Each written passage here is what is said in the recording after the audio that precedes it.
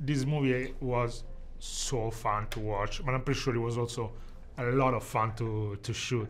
Which has been for you the funniest scene to shoot in the movie, or a scene where you were, okay, this is super crazy?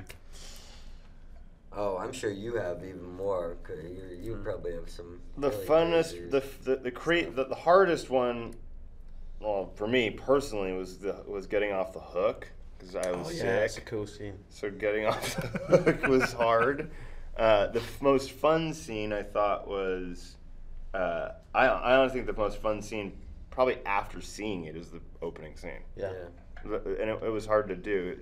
You know, John was talking earlier about how hard it was, and it was. Yeah, I mean, it was a week, almost a week of shooting on a fuselage of a plane that was recreated to scale.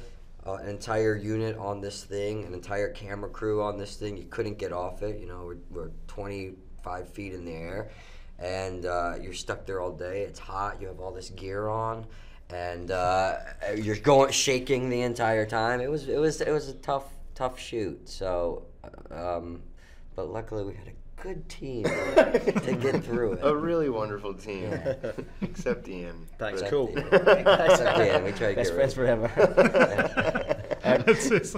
I remember the scene that was, because the transformation scene. Yeah, that was. Over 5 days. Yeah. Was really good fun on the one hand, in a kind of morbid way, but in another sense, it was just pretty grueling having that. Had this big prosthetic, which it takes a while in the morning to get on and a while to get off, and also just like in the context of between action and cut, it's fine. But then you're waiting in the line for coffee, and people are just. I remember at one point I went to the toilet. And we were on set and we were filming the death scene, so they do this thing where they pump blood through tubes. Oh yeah. Connected. And I halfway through I was like, I gotta go to the toilet. They're like, Ian, you gotta hurry up. We've gotta move. So I was like, cool. I ran to the toilet. And I was like, such a rush. I didn't realize that just on the rhino, just all this blood was spilling out all over the rhino. And I was such a rush. I ran out, and some guy went straight after me. Like, that's not good. Yeah, just heard this audible. Wait, so when you were on set, I have a question for you. Did like everyone come up to you and make the same joke? Yeah. Like. Oh, not looking like your Rough best night last last night. Like everyone made the same joke to you. And you have to pretend it's the first time You're like, it. oh, buddy. Yeah. Really, as an actor, I mean, you try to enter in the character's body and psychology, but when you get a screenplay in which you're a World War II soldier who needs to kill monster Nazis, how do you enter in your character? Which is the secret? Well, first of all, killing Nazis, you can't go wrong there. But it's also like these guys. We would always say like it kind of reminds us of Indiana Jones in that sense. Like all the characters are painted in this really colorful way, right? They're kind of. It's all really there defined. For you. It's there for you to all that it's your job to do. I think at least when I read it, was going.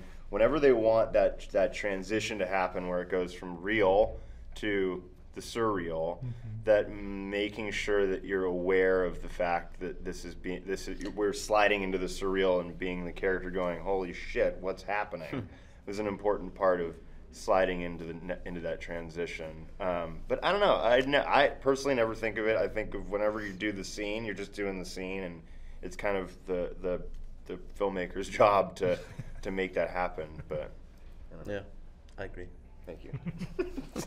Last question. Which is your I would say which is your favorite zombie Nazis movie, but there aren't that many actually. Which is your favorite war movie that you use as